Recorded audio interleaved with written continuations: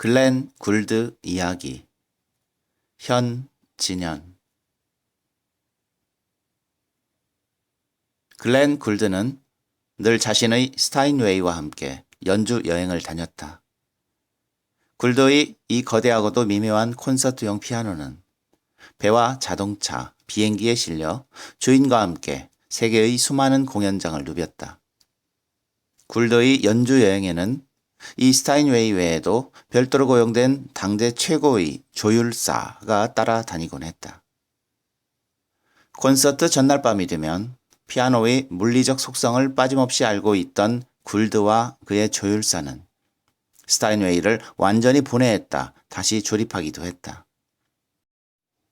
굴드는 음의 높낮이를 정확하게 조율하는 것에 만족하지 않고 자신의 독특한 연주 방식과 연주할 작품에 맞추어 피아노의 기계적인 성격들마저 조율해버리곤 했다. 콘서트 직전에 이르면 굴드는 손가락의 마디마디까지 조율하기 위해 뜨거운 물에 손을 담갔고 손의 관절들이 충분히 유연해졌을 때를 기다려 자신이 무대에 오르는 것을 허락했다.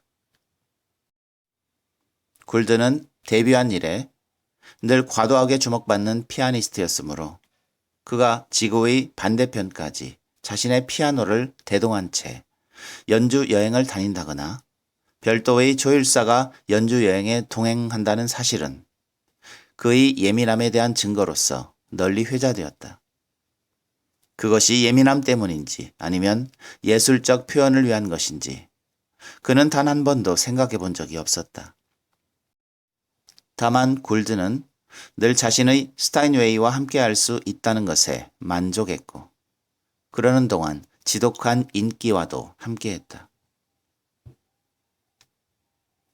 회사가 이전하는 날 아침에서야 그 건물을 처음 보았다. 뷰레아 빌딩. 건물의 입구를 장식하는 대리석 아치 위에 유려하지 못한 두꺼운 명조로 큼직하게 검정색 5자가 박혀 있었다. 건물이 있는 거리는 80년대의 융성한 대학가였다는데 대학들이 하나둘 지방으로 옮겨간 탓인지 풀죽은 모습이 역력했다.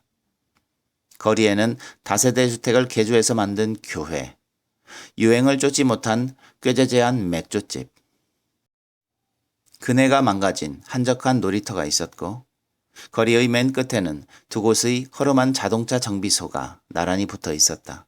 그리고 밀교의 십자가로 통할 것 같은 전봇대가 촘촘히 서 있는 것이 퍽 인상 깊었다. 거리의 역사와 함께 했다는 뷰레아 빌딩은 그 거리에서만큼은 단연 돋보였다. 5층짜리 건물치고는 두드러지게 높았고 몇 년 전 보수되었다는 외관은 국적을 알 수 없는 어정쩡한 것이긴 했지만 나름의 고풍스러움이 미워 보이지 않았다. 그 건물은 오랜 시간이 부여한 의젓함과 두터운 층 위를 가진 비밀스러움을 함께 지니고 있는 것만 같았다.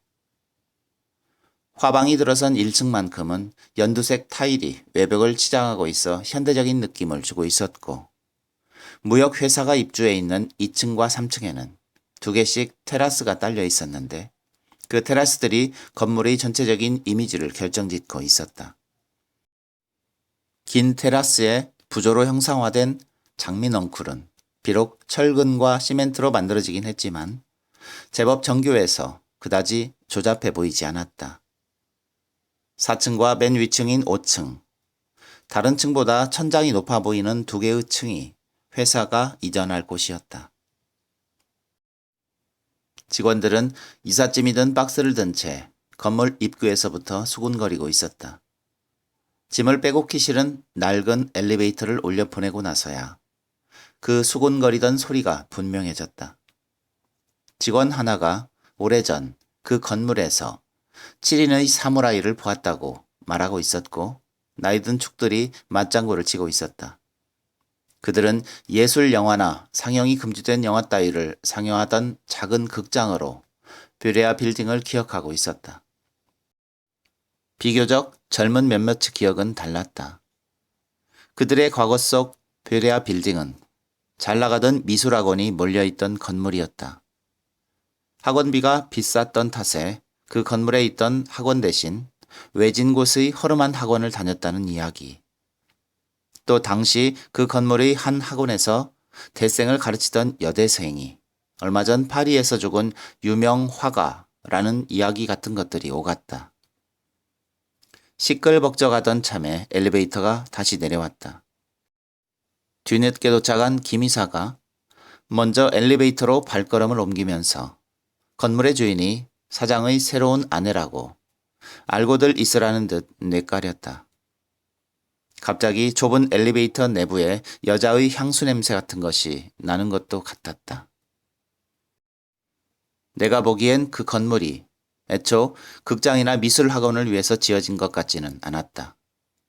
바닥의 패턴부터 조명의 위치, 계단의 각도 같은 것들을 비롯해서 건물의 많은 부분들이 흔히 보는 익숙한 것들이 아니었다. 그 건물은 뭐랄까, 어떤 사람의 개인 저택 같은 인상을 품고 있었다. 하지만 건물이 처음 들어서던 때의 용도를 기억하는 사람은 아무도 없었다. 무척이나 느린 엘리베이터는 4층까지만 올라갈 수 있었다. 4층은 바깥에서 보는 것보다 천장이 훨씬 더 높았을 뿐만 아니라 넓이 또한 짐작을 웃돌았다. 4층에서 5층으로 가는 계단은 안과 바깥 두 군데에 있었다. 내부의 계단에는 온갖 박스들이 둥글고 있었다. 내가 회사를 그만둘 때까지도 그 통로는 늘 그렇게 지저분했다. 5층으로 가는 바깥 계단 역시 특이하게 널찍해서 나는 그 계단의 난간에서 여유롭게 담배를 피우곤 했다. 회사는 내게 두 번째 직장이었다. 지방의 2년제 대학에서 그래픽 작업에 소용되는 컴퓨터 기술을 배웠고 졸업 후엔 프리랜서로 일하는 선배 밑에서 꼬박 2년 동안 일을 거들며 푼돈을 받았다. 그러다 제대로 취업을 한 곳이 그 회사였다. 광고 회사인지라 출퇴근 시간이 비교적 자유로웠다. 오전 11시는 넘어야 대부분이 출근했고 대신 자정 가까이 되어서야 퇴근을 했다. 하긴 선배와 일을 할 때도 딱히 출퇴근 시간이라는 게 없긴 했었다. 어쨌건 알량한 자유로움은 기꺼이 누릴 수 있었지만 조직에서의 일상이 주는 중압감이 나를 무척이나 피곤하게 하는 것임을 깨닫기까지는 그리 긴 시간이 필요치 않았다. 회사의 일은 크게 두 가지였다. 하나는 광고주로부터 직접 발주를 받아 스스로 광고를 만드는 일이었고 또 다른 하나는 대형 광고 대행사로부터 컴퓨터 그래픽 작업을 도급받아 말 그대로 그림만을 만드는 일이었다. 회사의 주된 일은 후자였다. 나는 그저 그림을 발주한 광고 대행사 소속 아트 디렉터의 지시를 받고 충실하게 이행하면 그만이었다. 때로는 파일로 전달된 광고 카피들을 그림 위에다 배치하는 것까지가 나의 일이었다. 하지만 내 생각이 아닌 남의 생각을 눈에 보이는 것으로 옮겨내는 일은 녹록지 않았다. 작업을 하다 말고 나는 문득문득 징그럽게 생긴 약을 어쩔 수 없이 삼키고 있는 듯한 기분에 휩싸이곤 했다. 때로 위로가 되는 건 이미지들을 변형하고 조작하면서 느끼는 창조자의 조수가 된 것만 같은 쾌감이었다. 유명한 여자 배우의 얼굴을 성형하고 세계적인 가수의 키를 키우는 사이 그럭저럭 5년이 지났고 회사가 규모를 넓혀 이전하는 대열에 나도 끼게 된 것이었다. 카피가 인쇄된 서너 장의 종이, 하얀 키들과 투명한 틀로 만들어진 키보드. 타이핑을 시작하자마자 카피들은 모두 거짓말이 된다. 카피를 고친다. 하지만 머릿속에서 고쳐낼 뿐. 연주자가 악보를 확인하듯 카피의 문장 부호에 주의를 기울일 뿐이다. 자음, 모음, 대문자, 소문자, 한자, 한자, 또박또박 키를 누른다. 시프트 키를 누르고 기호를 친다. 마침내 종이에 인쇄된 문자들을 한자도 빠짐없이 모니터 속으로 옮겨 넣는다. 다시 타이핑. 그러다 나는 그만 피아노의 건반을 두드리고 있다는 착각에 빠져든다. 클라이맥스에 타건을 하듯 스페이스바를 깊이 누른다. 상체가 리듬을 타고 멜로디의 흐름에 반응한다. 수십 개의 모니터와 수십 개의 컴퓨터들에서 뿜어 나오는 열기가 역겨워진다. 창을 열고 싶어진다. 하지만 그저 창을 바라볼 뿐이다. 한참을 그러고 있으면 모니터는 푸른 바다를 펼쳐 보인다. 나는 정말 피아노를 연주한 셈이 된다. 5층에는 사장의 방만이 있었다. 회의실 하나 정도 있을 법했지만 널찍한 사장의 방이 전부였다. 그래서인지 5층에는 늘 아무도 없는 것처럼 느껴졌다. 그도 그럴 것이 사장은 회사에 머무는 날이 드물었다. 회사가 이전한 후 사장은 출근하는 날보다 그렇지 않은 날이 점점 늘어나고 있었다. 소문대로라면 한 보수 정당의 아랫자락을 기웃거리는가 보았다. 대부분의 일처리는 사장의 오랜 친구인 김 이사가 맡고 있었고 그런 까닭에 김 이사만이 사장을 만나기 위해 종종 5층을 드나들었다. 다른 직원들이 5층을 드나들 일은 거의 없었다. 나 또한 담배를 피우기 위해 드나들던 바깥 계단에서 5층의 내부를 가끔 쳐다볼 뿐이었다. 5층에 사장의 방 말고도 방 하나가 더 있다는 것을 알게 된 것은 회사가 이전한 지 한 달은 지나서였을 것이다. 그때는 그곳을 그저 잡다한 물건들을 넣어두는 창고쯤으로 생각했다. 문 때문이었다. 얼핏 보아도 건물의 전체적인 분위기와 어울리지 않는 문이었다. 그 문은 내부가 창고라 하더라도 참 보잘것이 없었다. 나무로 만들어진 조그만 여닫이 문이었다. 빛바랜 페인트가 너덜너덜하고 장석은 전체가 녹이 슬어 버려진 쪽문처럼 못나 보였다. 내가 그 문을 열어볼 이유는 없었다. 그 문을 열어본 것은 순전히 우연이었다. 초저녁이면 언덕 아래에서 훈풍이 불어오곤 했으니 이전한 지 서너 달 정도가 지난 초여름이었다. 체온이 느껴지는 그런 바람은 마음 깊은 곳까지 설레게 만들게 마련이어서 일거리가 잔뜩 쌓여 있었지만 기분만은 썩 좋았던 기억이 난다. 아주 늦은 밤, 나는 담배를 피우다 말고 그 바람을 느끼기 위해 5층까지 올라가 있었고 그날따라 문득 그 방에 관심을 가지게 되었던 것이다. 내 관심이란 저 쪽문은 뭐지? 저 창고에는 뭐가 들어있을까? 하는 정도였다. 굳게 잠겨있는 것처럼 보였던 그 문은 놀랍게도 손잡이를 당기자마자 열려버렸다. 그곳은 누군가를 위한 연습실인지도 몰랐다. 퍼뜩 그런 생각이 스쳤다. 피아노는 광목으로 덮여 있었다. 먼지가 켜켜이 쌓여있긴 했지만 광목의 실루엣은 인상적이었고 나는 그것이 틀림없는 콘서트용 그랜드 피아노임을 기억해냈다.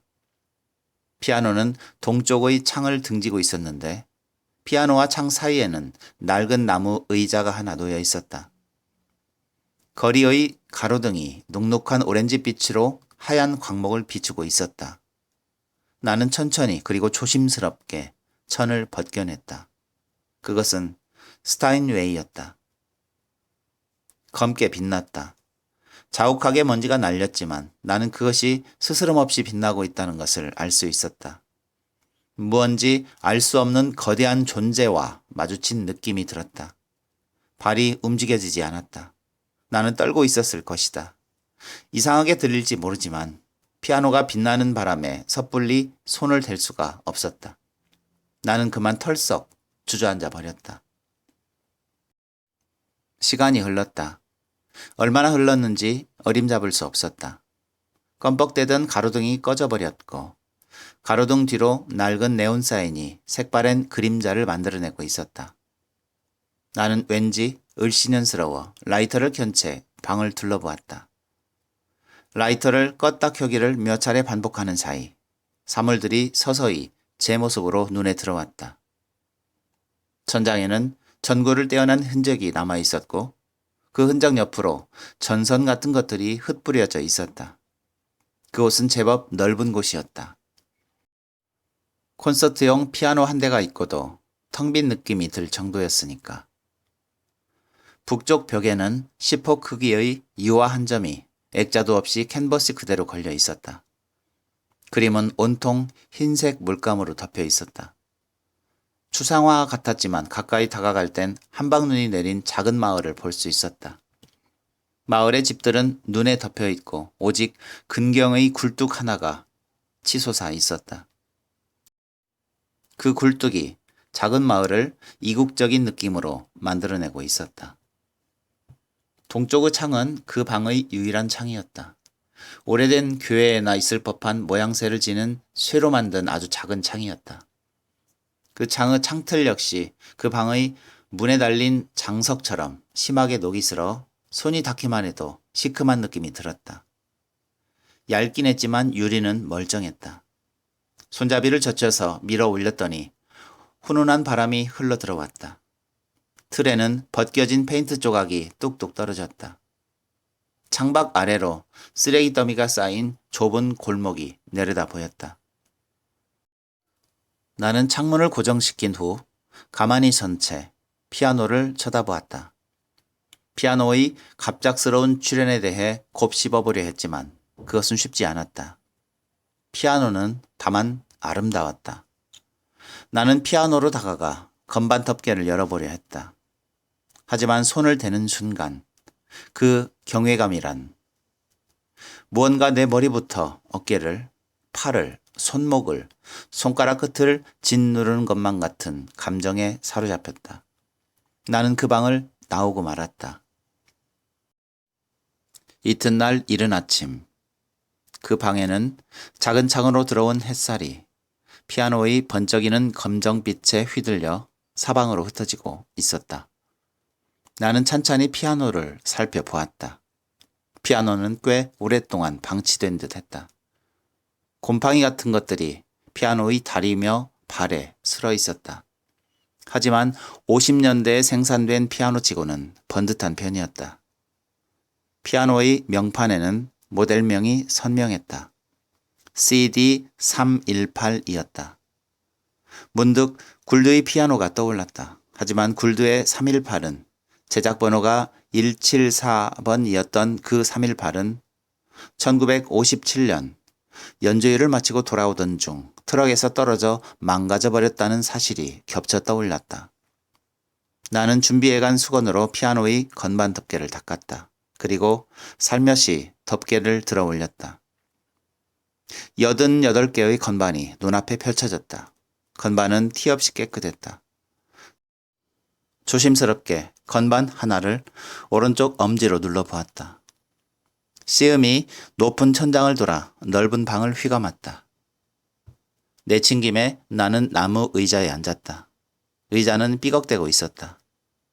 나는 평균율의 유명한 프렐류드를 치기 시작했다.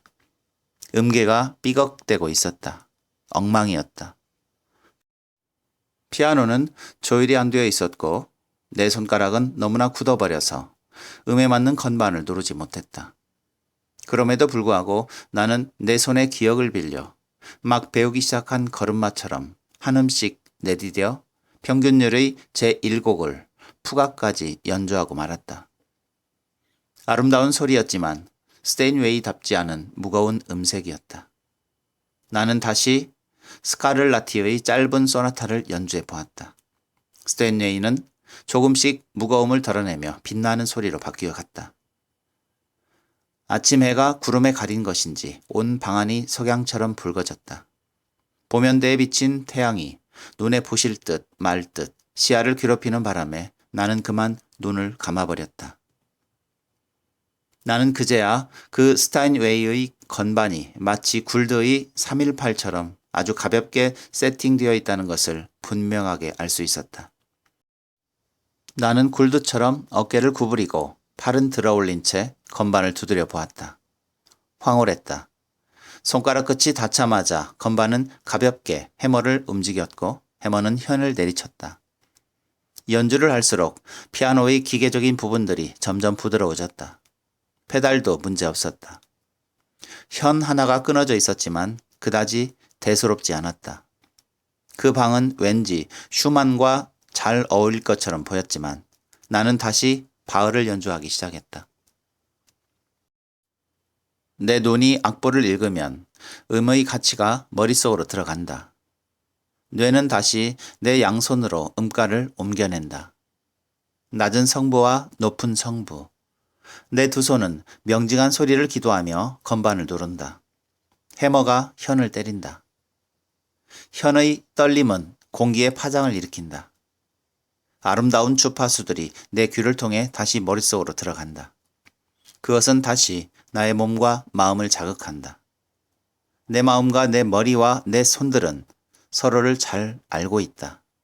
공기 속으로 음들은 자유롭게 순회하고 있다. 순회하는 음들은 모두 내 것이다.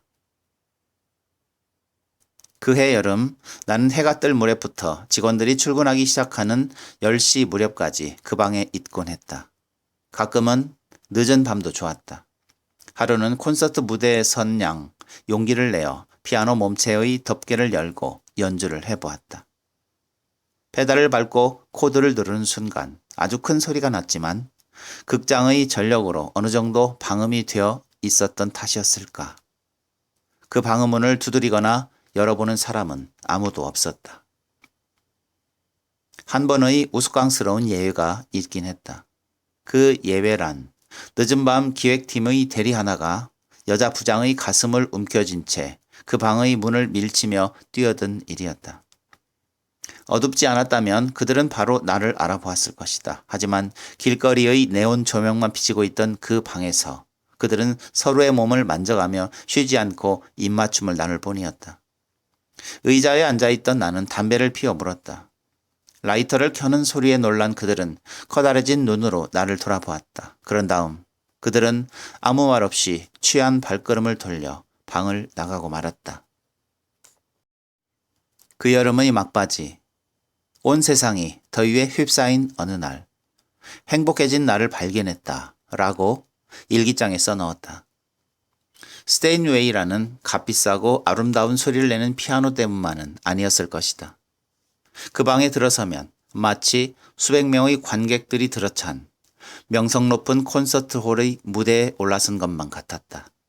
가끔 스타인웨이와 나란히 무대 위에 서서 청중의 표정을 여유롭게 돌아보는 나를 상상하곤 했다. 연주는 점차 완벽하게 진행되었다. 바흐를 연주하고 나면 청중은 어김없이 브라보를 외쳐댔다.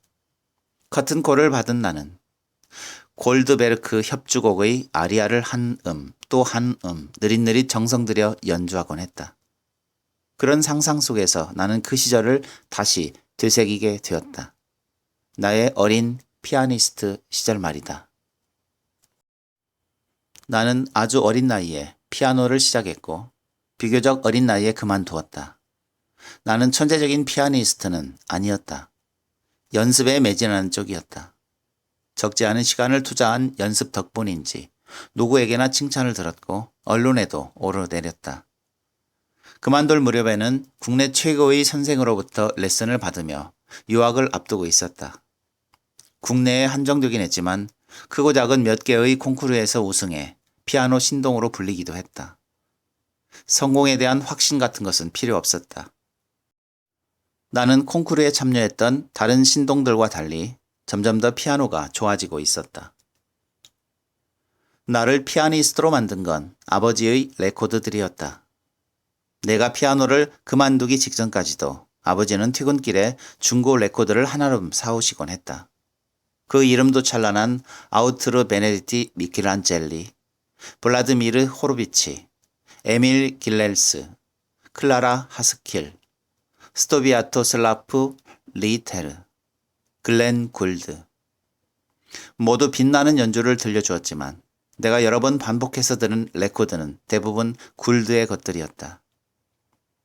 유학이 결정되던 날엔 어쩌면 굴드를 직접 만날 수도 있다는 생각에 잠을 설치기도 했다.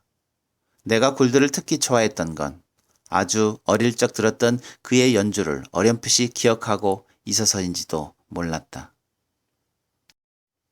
내가 막 피아노를 배우기 시작할 무렵 아버지는 이따금 서재의 책상머리에 놓인 카세트 레코더로 음악을 들으셨다. 헨리 맨신이나 폴 모리아가 지휘하는 관현 락곡들이 많았을 테지만 한잔 하시는 날엔 어김없이 빛나는 피아노 소리가 흘러나왔다. 나중에야 알았지만 굴드와 스테인웨이가 빚어내는 소리였다.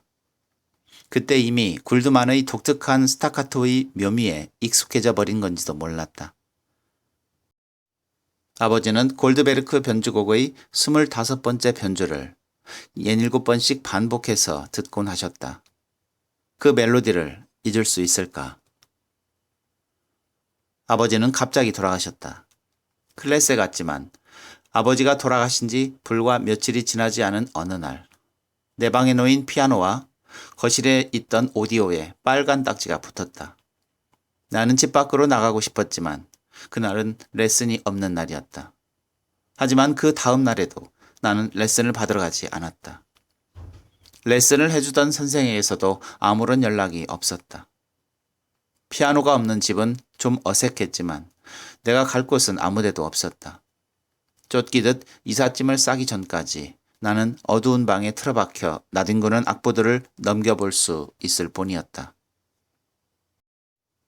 아버지가 돌아가신 후 피아노를 포기해야 했던 것은 물론이었고 한동안 그 누구의 연주든 모든 피아노 소리를 받아들일 수 없었다. 아니, 견딜 수가 없었다. 골목 어귀에서 흘러나오는 서투른 솜씨의 피아노 소리를 듣는 것조차 힘겨운 때가 있었다. 피아노 소리를 다시 들을 수 있게 된 건 20살이 넘어서였다. 지방의 학교에서 서울로 돌아오는 통학버스에서였다. 나이 지긋한 운전기사가 슈만을 들려주었다. 나는 눈시울을 붉히며 버스에서 마지막 학생이 내릴 때까지 미켈란젤리의 피아노 소리를 들었다. 기사는 미켈란젤리의 팬이었나 보았다. 다음 날에도 또 그 다음 날에도 기사는 미켈란젤리의 슈만과 드뷔시를 들려주었다. 며칠 뒤 나는 휴대용 CD 플레이어와 굴드의 골드베르크 변주곡 CD를 살 수 있었다. 아버지가 돌아가신 후 20살 남짓까지의 내게 음악은 보이지 않는 뼈를 가진 물 같은 것이었다. 스테인웨이가 사라졌다. 감쪽같이 사라져버렸다. 월요일 아침이었다.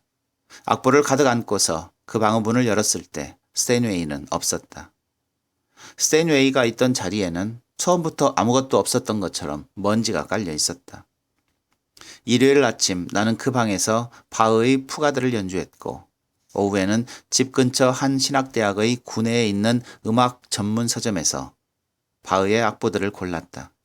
다시 그 방으로 돌아가고 싶었지만 왠지 모르게 그냥 집으로 가버렸던 것이다. 스테인웨이가 사라졌다. 그것도 하룻밤 사이에. 나는 그다지 놀라지 않았다. 이상하게도 그랬다. 오히려 그 크고 무거운 피아노를 어떻게 가져갔을까 하는 의문부터 들었다. 꿈에서 봤던 곳을 꿈에서 깨어나 다시 둘러보는 것만 같았다. 피아노는 어떻게 그 방을 들고 날 수 있었을까? 그 방의 출입문은 터무니없이 작았고 창 또한 아주 작았다. 피아노를 발견했을 땐 그런 의문조차 들지 않았던 것도 이상했다. 그건 풀리지 않는 수수께끼였다. 글렌 굴드와 그의 조율사가 분해를 해서 들고 간 건 아닐까? 하는 말도 안 되는 짐작을 해보기도 했지만 말이다. 그때 내가 그 이상한 사건에 대해서 얼마간의 여유가 있었던 건 왠지 모르게 피아노가 그 방으로 다시 돌아올 것만 같은 희망부터 품었기 때문이었는지도 모르겠다. 나는 그로부터 며칠 동안을 줄곧 굴드가 연주한 레코드들을 들었다. 어찌됐든 스타인웨이를 계속 즐기게 된 것이었다. 하지만 5층의 그 스타인웨이가 그리운 것은 당연했다. 피아노가 사라진 후 그 방에서는 아무런 일도 일어나지 않았다. 피아노가 제자리로 돌아오지 않는 것은 물론 누군가 사라진 피아노에 대해 말을 꺼낸다든가 하는 일도 일어나지 않았다. 피아노는 내 머릿속에서만 존재하는 것 같았다. 나는 그저 아침 저녁 그리고 시시때때로 그 방을 찾아 피아노의 부재를 확인할 수 있을 뿐이었다. 나는 초조해지기 시작했다. 피아노가 사라지고 일주일이 지났을 무렵 건물의 관리인과 1층 화방의 주인을 만날 수 있었지만 그들은 피아노에 대해 아무것도 알지 못했다. 또 그동안 피아노를 치워버리진 않을까 하는 조바심 때문에 혼자서만 간직했던 피아노의 존재를 김이사에게 털어놓았다. 하지만 실망스럽게도 그는 5층에 방이 하나 더 있다는 사실조차 제대로 기억하지 못했다. 5층에 방이 또 하나 있었어? 아, 그 창고. 난 안 들어가 봤는데 거기 뭐가 있었다고?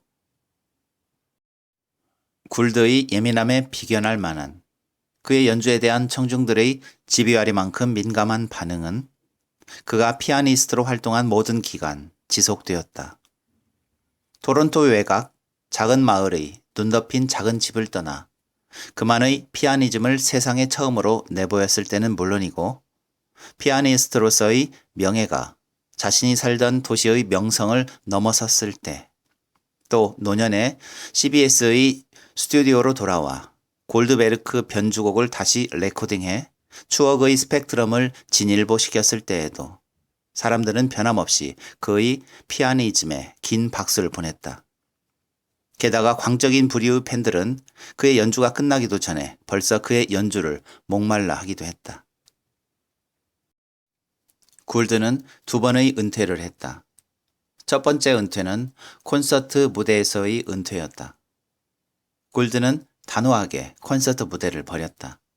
그것은 청중의 열렬한 호응에 7번의 커튼콜을 받고서도 더 이상의 연주는 청중에게 거절하고야마는 그의 완고한 제스처와 비슷했다.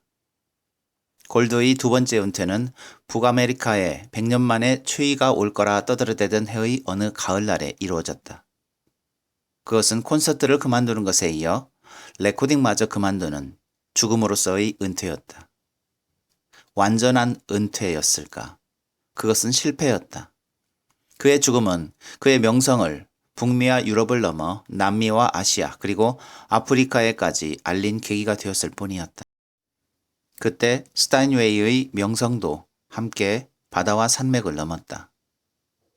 요컨대 글렌 하버드 굴드는 1932년 9월 25일 태어나 1982년 북아메리카의 역사적 추위로 기록된 겨울이 닥쳐오기 전인 10월 4일 세상을 떠났다. 미친 듯 두드리다가 다시 흐느끼듯 흘러내리는 내 두 손과 그 손들을 제어하는 내 이성을 통해 난 그 누구도 이해할 수 없는 내 삶을 드러낸다. 그것이 성공했다고 믿는 순간 내 눈앞에는 삶의 의미가 어른거린다. 나의 손, 피아노 건반, 피아노 줄, 소리, 그리고 동향의 공간. 방의 모든 사물은 시간을 틈타 서로를 탐하고 있다. 아, 그런데 나와 세계의 매개가 사라졌다. 내가 표현되는 방식은 상상으로 그칠지라도 얼마나 즐거운 것인지. 내가 기도했던 연주는 처음부터 불가능한 것인지도 몰랐다. 그저 나는 나를 둘러싼 일상 속에 머물러 있었으면 될 뿐이었을지도 몰랐다. 어디를 둘러봐도 구원 따위는 없다는 것을 나는 오래전부터 알고 있었다. 내 삶의 손에 잡히는 형체, 다만 그것을 확인하고 싶어서였을까? 내게 분명했던 것은 오직 내가 사는 방식이 점점 더 내게 익숙하게 진화되고 있다는 사실이었다. 그런 의미에서 보자면 피아노가 사라졌다는 것, 그것이 반드시 불운한 것은 아니었다.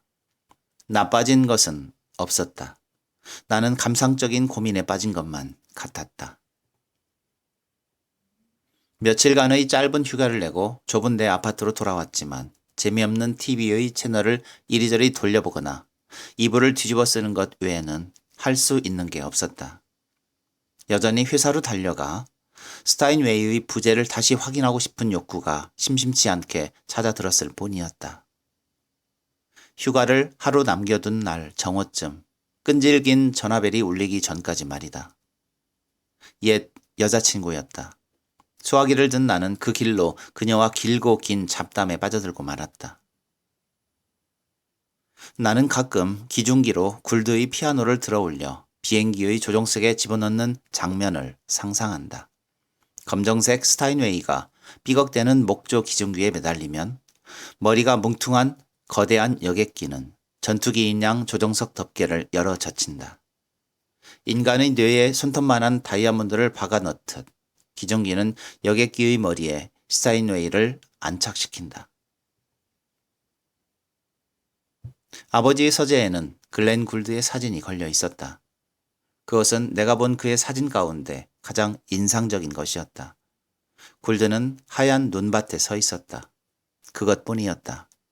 그것뿐이었지만 그 사진을 보고 있으면 굴드 뒤로 보이는 광활한 눈밭에 눈이 빨간 토끼들이 뛰어다니는 장면이 눈에 그려지곤 했다.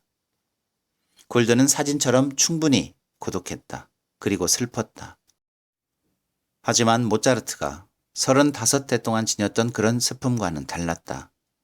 하기는 굴드가 연주한 모차르트는 늘 악평에 시달렸다. 평론가들은 굴드만의 곡 해석과 타건이 오직 바흐에 적합하다는 결론을 내렸다.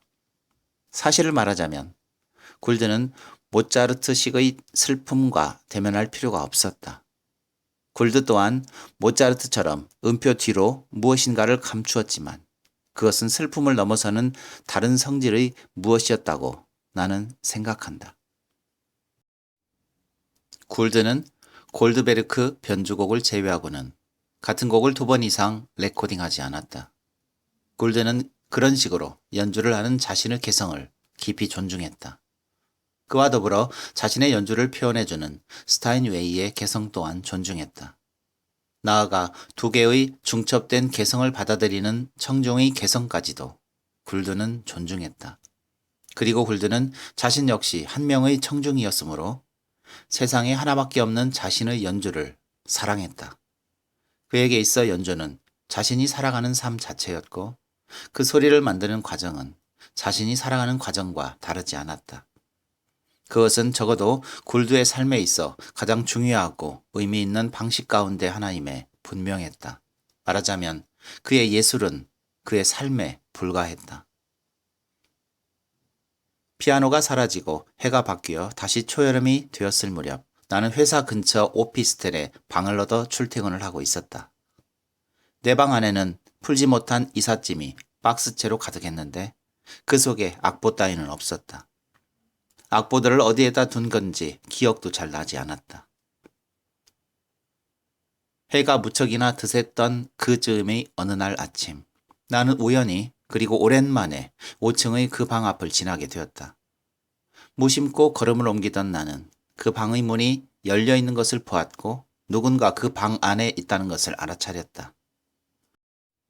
무척이나 놀랐지만 걸음을 돌려 문 앞으로 다가간 나는 스타인웨이가 있던 그 자리에 머리가 벗겨진 한 노인이 서 있는 것을 보게 되었다. 그는 너무나도 늙어버려 겨우 얼굴을 알아볼 만한 글렌 굴드였다.